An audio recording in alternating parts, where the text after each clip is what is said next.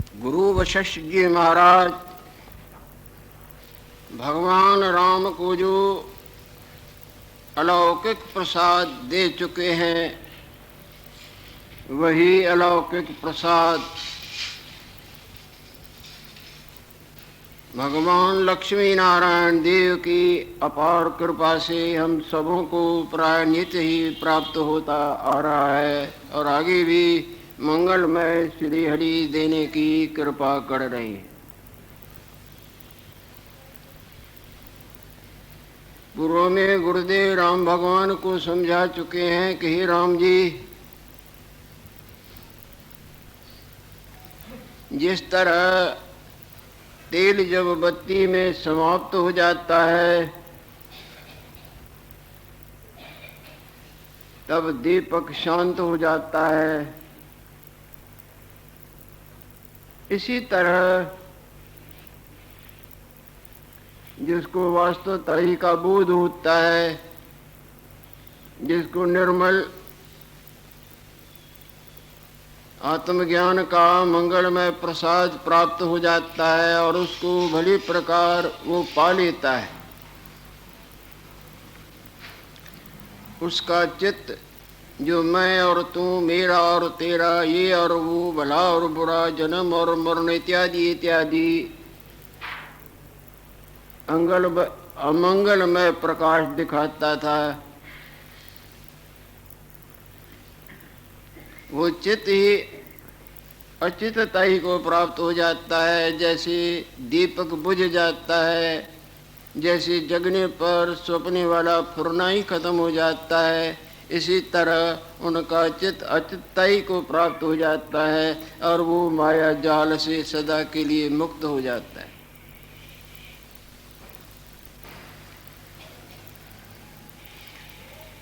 उसको जीवन मुक्त कहा जाता है और आत्म स्थिति के निर्मल गंगा में वो नहाता रहता है। यहाँ अध्याय समाप्त हुआ था, चौथा अध्याय आरंभ होने लगा है। चित्त भावा भाव वर्णनम, चित्त के सत्यता के निवृत्ति पर गुरुदेव इस अध्याय में प्रकाश डालने लगे हैं।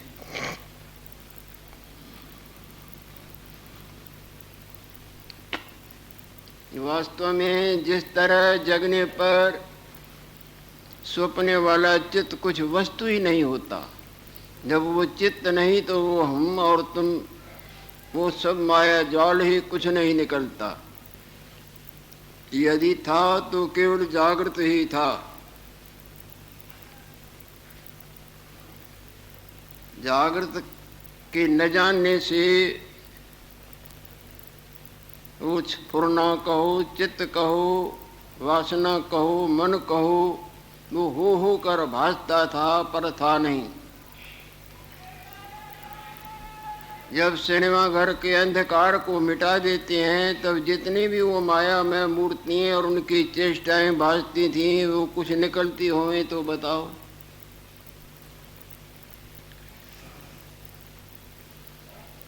पर्दे का सही न देखना ही वो गलत तरह तरह की मूर्तियां और उनकी चेष्टाएं दिखाती थीं।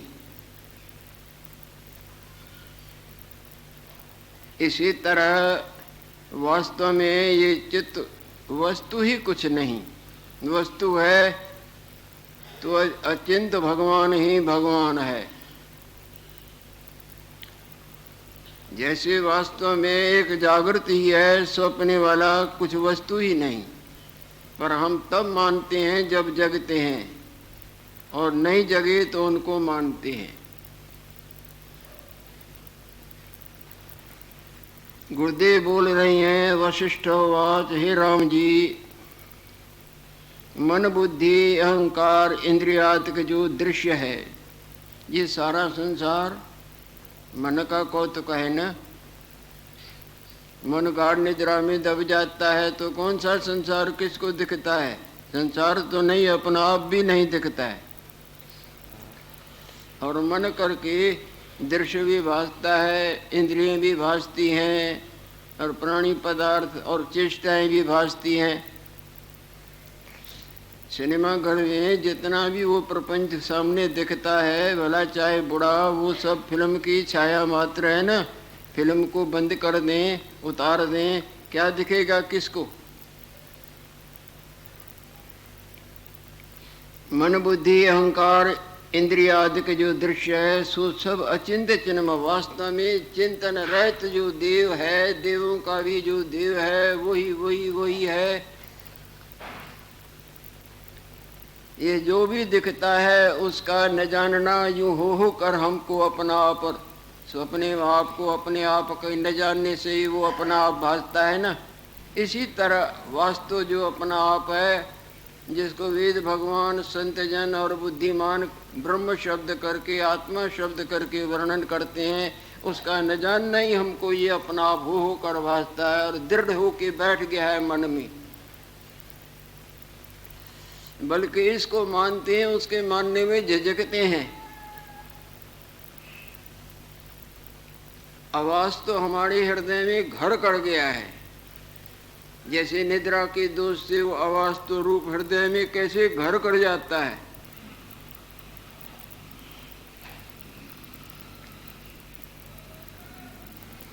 दोष निवृत्त हो जाता है तो सही दिखता है।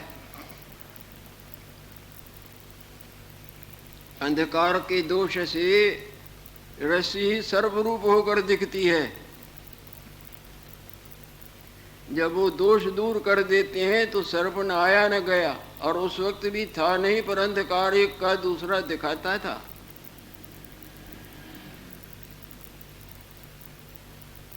और अंधकार के दोष से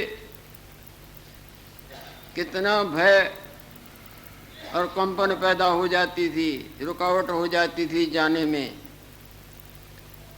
सही न देखने से मृग की प्यास नहीं बुझती, बल्कि उसके प्राण बुझ जाते हैं। प्यासा मृग दूर से नजर भर के देखता है तो रेती, पर सूर्य नारायण के किरणों के पड़ने से वो जल के धारा की तरह, दरिया की तरह ठाठा मारती दिखती है। और वो अपने प्यास बुझाने के लिए छलांगों पर छलांगे मारता जाता है, जिसका परिणाम क्या निकलता है? प्यास नहीं बल्कि प्राणों से हाथ धो बैठता है। इसी तरह ये हमको सब सत्य दिखता है। पति पत्नी, घर मकान, खाना पीना, भला बुरा, मेरा तेरा, सही न देखने से ये असही हृदय में घर कर गया। और इसी में हम जीवन भर की छलांगे मार मार के सुख पाने की इच्छा करते हैं, परंतु सुख पाने के बजाय जन्म और मृत्यु की घाट उतार देता है। अनंत दुखों के कांटों में ये ऐसे फंसा देता है, जिस तरह अकल न होने से दलदल में फंसा जोड़ देता है निकलने के लिए, पर जोड़ के निकलने के बजाय फंस जाता है। इसी तरह ये घर, धन, ये खाना, ये पीना, ये तेरा, ये मेरा, ये मेरा, ये तेरा, देखना सुनना, ये हमको बिल्कुल हम अपना आप और ये सब ये सुख देगा, ये इसमें बढ़ो, चाहे पुण्य करो चाहे पाप को, कुछ बढ़ो, इनको संग्रह करो, इनका उपभोग करो, इन्हीं से सुख मिलेगा। सुख के पीछे सारा जीवन आँखों से, कानों से, हाथों से, पाँवों से मार मार के ये भी वो भी यही करते करते आखिर रोता आया और रोता ही चला जाता है। किया तो सब सुख के लिए, पर सुख न मिला। जीवन भर में इनमें प्रवृत्त होने पर कई क्लेशों का उपभोग भी किया। सही न जानने का परिणाम ये निकलता है। अगर सही अपने आत्म स्वरूप को देखते तो वो तो आनंद स्वरूप है, उसमें ये भ्रम से पराभासता है। जागृत की दृष्टि से देखते तो वो सपने वाला सब ब्रह्म रूप है, जागृति सही है, उसमें कोई अला बला सपने की है ही नहीं। जागृति की प्राप्ति ही परम पुरुषार्थ है। सपने का जो भी कुछ करना है वो पुरुषार्थ, गौण पुरुषार्थ, तुच्छ पुरुषार्थ, मिथ्या बंधन कारक पुरुषार्थ, वास्तव सही पुरुषार्थ।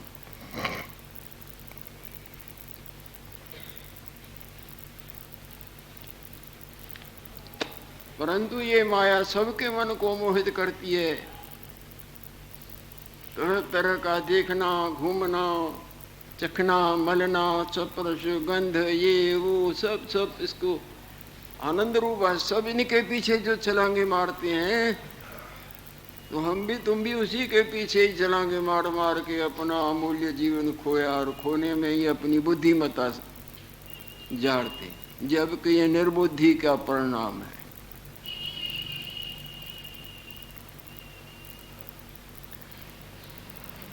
वास्तव में ये सब दृश्य अचिंत चिन्ह मात्र है, जिसमें चिंतन कुछ नहीं और सदा हाजर हजूर।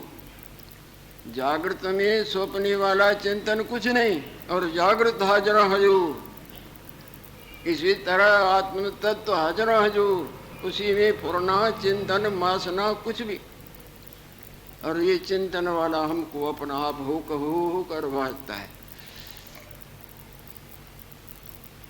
ऐसी अचिंत गंगा में नहाना ही परम पुरुषार्थ है। उसकी झलक भी दिखाते हैं भगवान, आत्म भगवान झलक दिखाते हैं। नहीं, जब तुम सब चिंतन छोड़ के मेरे पास आते हो तो तुमको सपने में क्या सुख मिलता है। जितना भी माया के सुखों में जीवन काटा, वो तो उल्टा तुम्हारे लिए शांति का कारण बन जाता है। चकमा दे के गला फंसा देते हैं जैसे पक्षी का। और जब सब तुम चिंतन छोड़ के मेरे पास आते हो तो क्या आनंद मिलता है, कबूल करोगे? वो आनंद न दे और सब आनंद दे, जितने भी माया के तुम चाहते हो, कोई नहीं कबूल करेगा। माया के जितने भी आनंद तुम चाहते हो, उनसे जितने जैसे भरपूर बरसों के बरस, परंतु वो आनंद नहीं देंगे। गाढ़ निद्रा का आनंद न दिया जाए, गाढ़ नींद करने ही न दी जाए, बाकी जितने भोग भोगने की इच्छा करते हो और अधिक से अधिक लो, कबूल करो, कोई नहीं कबूलेगा। उस आनंद में ये सब आनंद जो उल्टा चकमा सुख का देखे दुखी करते थे, हमको आनंद लेने दो, आराम करने दो, सुखी होने दो, ये सब उल्टा इनकी पोल पट्टी निकल आती है कि ये दिखा के सुख का चकमा दुखी करते हैं। और उन सब दुखों की जड़ काटने वाला यदि कोई आनंद है तो अचिंता अवस्था है। जितने भी आप भोग भोगते हैं, नशा करते हैं, कोई भी कर्म करते हैं, अगर उस कर्म करने में, खाने में, स्पर्श में, देखने में, सुनने में, चखने में आपके मन का मिलान ढीला न हुआ, उत्थान ढीला न हुआ, तो वो आपको सुखरूप नहीं भासेगी। चाहे कीमती लाखों रुपए की चीज क्यों ना हो, और 2 पैसे की चीज हो, आपके मन का उत्थान ढीला हो, बड़ा आनंद आया। मन का उत्थान माया, मन के उत्थान की निवृत्ति ब्रह्म। मन का सोपने वाला चिंतन संसार, और उस चिंतन की निवृत्ति गाढ़ जागृत की चाहे सपने की गाढ़ निद्रा में जितनी जितनी निवृत्ति।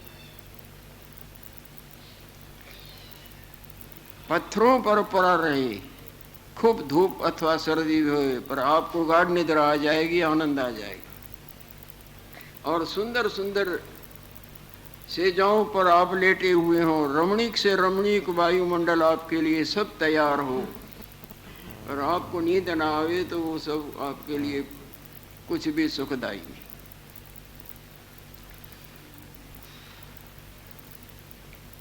ये सारा दृश्य वास्तव में अचिंत ब्रह्म परमात्मा है, और वही आनंद रूप है। आनंद ही ब्रह्म, और वो ब्रह्म तुम्हारा अपना ही तो आप है, परंतु तुम भूल गए हो।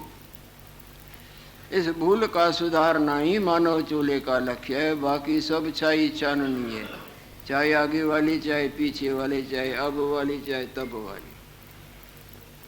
अरे कितना भी किया, जिसके लिए किया वो तुमको हासिल न हुआ, तो वो किया कराया तुम्हारा किस काम का? मतलब हासिल ना हुआ, रो रो हुआ तो क्या हुआ?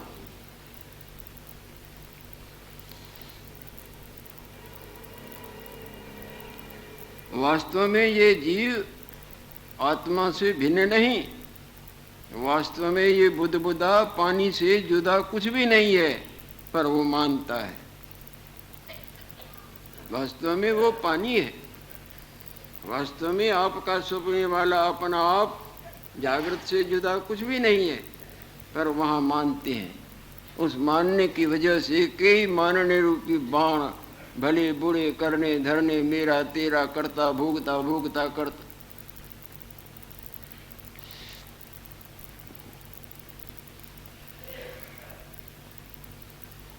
ये राम जी, जिस तरह सोने और सोने के जेवड़ों में कोई भेद होता है क्या? कुछ भी भेद नहीं। जो भेद मानते हैं वो भूल भुलैयों में है। ग्राहक भेद मानेगा, दुकानदार तो नहीं मानता है। भगत के पास गजानंद स्वामी की मूर्ति और चूहे की मूर्ति एक वजन की सोने की, पैसों की जरूरत पड़ती है, ले जाता है, बेचता है। तो दुकानदार तो तोल के हिसाब देगा। अरे क्या बोलता है, गजानंद स्वामी का देता है इतना और चूहे का इतना ज्यादा।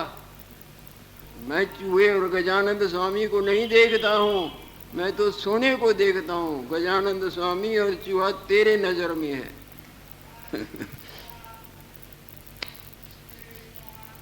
इसी तरह सपने वाले को सपने वाली नजर से सब मैं और मेरा, तू और तेरा, और जागृत वाले को केवल अपना। अज्ञान निद्रा में पड़े हुए को मैं हूँ और मेरा है, ये सुख रूप है, ये दुख रूप है, ये पुण्य, ये पाप, ये नरक, ये स्वर्ग इत्यादि। और ज्ञान जागृति वाला अलख निरंजन दे, जिसमें अंजन कल्पना रूपी मैल लेश मात्र नहीं, जो किसी इंद्रिय करके लखा नहीं जाता। चाहे लाखों प्राणी सपने में खड़े हों, चाहे बड़ी बड़ी तेज दृष्टि रखते हों, पर जागृत को देख सकते हैं क्या? जागृत अद्वितीय है और आपे आप है और सदा हाजर हाजू। उसमें उसका विलीन होना यही पाना है। आप गवाइए ता शव पाइए, और कैसी चतुराई। जैसे स्वर्ण और भूषण विखे भेद कछ नहीं, तैसे चिन्मात्र जीवादिक अभिन्न। इसी तरह सोना और सोने का जेवर कोई जुदा तो नहीं, बुदबुदा और लह पानी कोई जुदा तो नहीं, ये रुई और कपड़े जुदा तो नहीं। इसी तरह जीव और ब्रह्म वास्तव में जुदा नहीं, अवास्तव में ब्रह्म से जुदा नजर आता है। वरना जीवो ब्रह्म ही व ना पर। जब लग चित्त अज्ञान में होता है तब लग जगत का कारण होता है।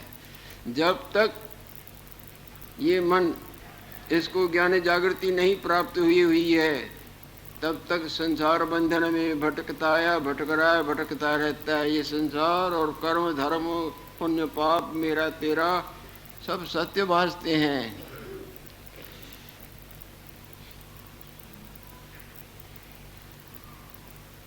चित्त का वास्तवताई का न जानना संसार का कारण, यानी जन्मने और मरने की माया। जब चित्त जग जाता है, चित्त अपने आप में आता है, वो चित्त होता ही नहीं है, जागृत ही जागृत है। वहाँ कौन सा संसार? गाढ़ निद्रा में जब चित्त शांत हो दब जाता है तो नजर आता है क्या संसार? जब लग चित्त अज्ञान में होता है, अज्ञान दोष की निवृत्ति करनी ही वास्तव में पुरुषार्थ है। क्या हो गया यदि तुमने धन जोड़ जोड़ कर बड़े मकान और बड़ा नाम और बड़ा भोग भोगा? वास्तविकताई के जानने के बरोबर ये कुछ भी औकात नहीं रखते। जो आई तो दक्षिण आसमानों का प्रेति सकृपणा। इस संसार में आके जिन्होंने वास्तुताई को न जाना, अपने आप को न जाना, वो तुच्छ है, वो बिचारा है, वो दीन है, दया का पात्र है। मरता जन्मता भटकता आया था, आगे भी उसी माया में पड़ा भटकेगा। जब लग चित्त अज्ञान में होता है तब लग जगत का कारण होता है, और जब अज्ञान दोष नष्ट हो जाता है तब चित्त आदिक सब अभाव को प्राप्त हो जाते। निद्रा का दोष निवृत्त हो जाता है तो वो माया, वो मैं और चित्त और मेरा तेरा कुछ रहता है। इसी तरह अज्ञान दोष की निवृत्ति करनी ही परम पुरुषार्थ है। ये वास्तव सत्संग है, इससे ऊपर कोई सत्संग नहीं होता। इसको यथा सत्संग कहा जाता है। और बाकी जो सत्संग है ना, रोचक और भयानक है। क्या हो गया यदि लाखों प्राणी भी इकट्ठे हो गए और वास्तवताई का ज्ञान न हुआ, वास्तवताई का प्रसाद न पाया, तो माया जाल में भटकते आए थे, आगे वो जा जा के राजा बनेगी, मिनिस्टर बनेगी, कोई बड़ा धनवान बनेगी, बड़ा नाम और बड़ा ठाठ और बड़े भोग और बड़ी माया संग्रह करेंगे, इतना ही होगा और क्या हो।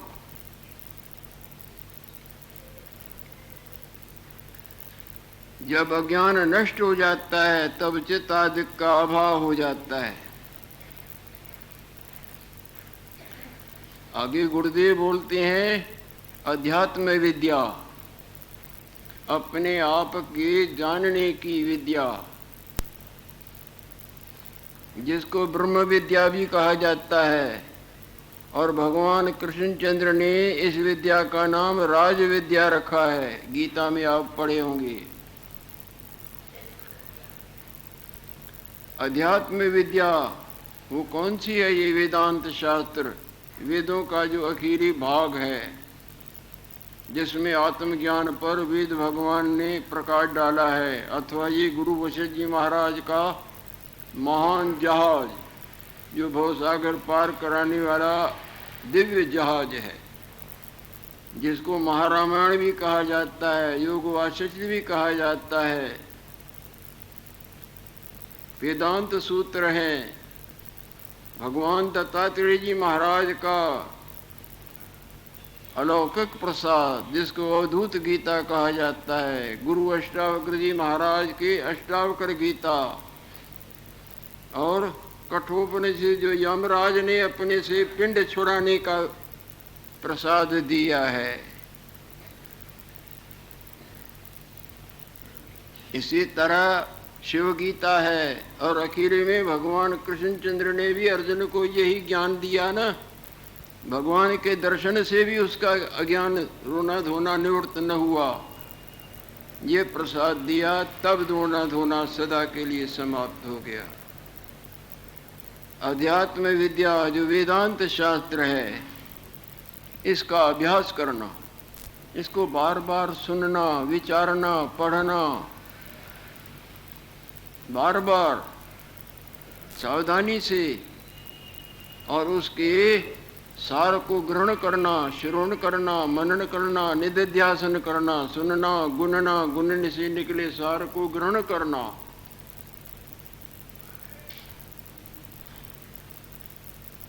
अध्यात्म विद्या जो वेदांत शास्त्र है, जिसके अभ्यास कर नष्ट हो जाता है अज्ञान दोष और चित्त का मैं पने की वासना।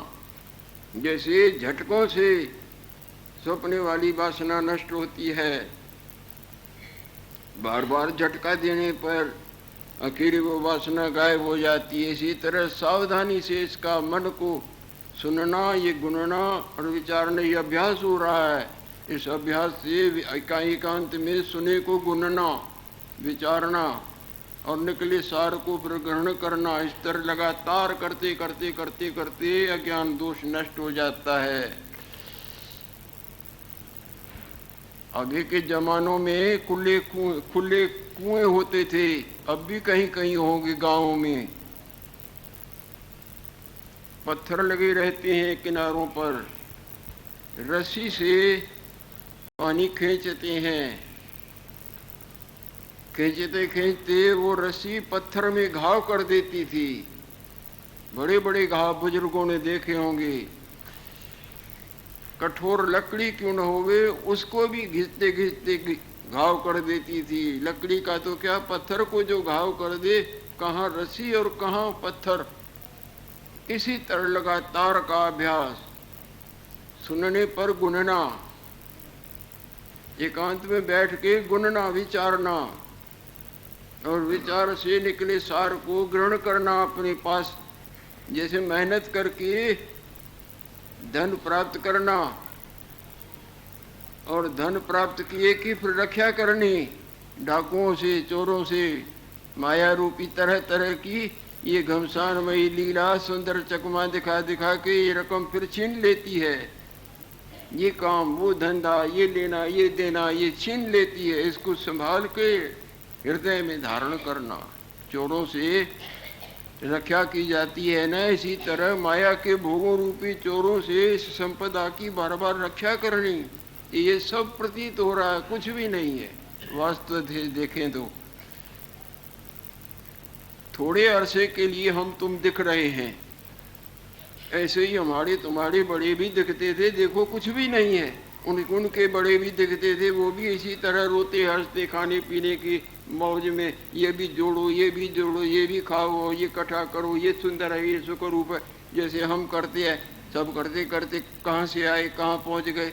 चंद दिनों में हमारी भी तुम्हारी भी यही दशा मोहित कर देती है। माया धृत्या, मेरी माया बड़ी दुस्तर है, बड़ों बड़ों को मोहित कर देती है, साधारण जो। परंतु जो हिम्मतवान है वो पुरुषार्थ नहीं छोड़ते हैं। गिरा भी फिर पुरुषार्थ करता है, ट्राई अगेन एंड अगेन, फिर पुरुषार्थ करो। जो दृढ़ पुरुषार्थी हैं, कार्यम साध्यामि वश, भले मेरा शरीर चला जाए परंतु ये कार्य करके रहना है। और यदि आपका संकल्प दृढ़ है तो दैव भी मदद करता है। God helps those who help themselves, जो अपनी मदद आप करते हैं, दृढ़ निश्चय रखते हैं, चोट खाने पर भी उठते हैं। जिस तरह बहादुर जो वीर होते हैं वो मार खाने पर भी, अंग भंग होने पर भी दुश्मन का मोर्चा नहीं छोड़ते हैं। वो विजय पताका जुला के बड़े सम्मान और आदर का प्रसाद पाते हैं। अध्यात्म विद्या जो वेदांत शास्त्र है, तिसके अभ्यास कर नष्ट हो जाता है ये चित्त। उसमें दृष्टांत देते हैं, जहां अग्नि प्रज्वलित हो जाए तो शीतलता गायब हो जाती है ना। अग्नि के प्रकाश से सर्दी भाग जाती है। सूर्य नारायण बिल्कुल तेजी से प्रकट हो जाए तो ये सर्दी देखो रह सकती है। जैसे अग्नि के तेज कर शीत का अभाव हो जाता है, तैसे अध्यात्म विद्या के अभ्यास विचारते अज्ञान नष्ट हो जाता है। अध्यात्म विद्या का अभ्यास, यहाँ आपको अध्यात्म विद्या मिल रही है। अपने आप के जानने की विद्या को अध्यात्म विद्या कहा जाता है, वास्तव ज्ञान कहा जाता है, वास्तव सत्संग कहा जाता है। इसके ऊपर कोई और सत्संग नहीं होता है। ये सर्वोपरि सत्संग है। भगवान वशिष्ठ जी भगवान के वचन जो भगवान करके पूजे जाते हैं, उनको भी देखो कि यही प्रसाद दिया, और कितने दफा झलके दिए। नहीं समझोगे, नहीं ध्यान दोगे तो ये मरने जन्मने की जो माया है तुमको भुगतान करनी पड़ती है, करनी पड़ेगी। कई दफा झिड़के दिए हैं और भगवान यूं बैठे हुए हैं, आदर से सुनते हैं। इनके बार बार वैसे वैसे समझाने के वचन भी दोबारा समझाने के दोष नहीं रखते हैं। और बातें बार बार बोलो तो दोषी होती हैं, भद्दी लगती हैं, और ये उल्टा आनंददायक होती हैं। जैसे अग्नि के तेज कर शीत का अभाव हो जाता है, तैसे अध्यात्म विद्या के अभ्यास विचारते अज्ञान नष्ट हो जाता है। जब लग अज्ञान का कारण तृष्णा उपशम को प्राप्त नहीं भये, तब लग अज्ञान है। अज्ञान किससे पैदा होता है, उसके ऊपर जो प्रकाश डालेंगे वो आगे ही प्रसाद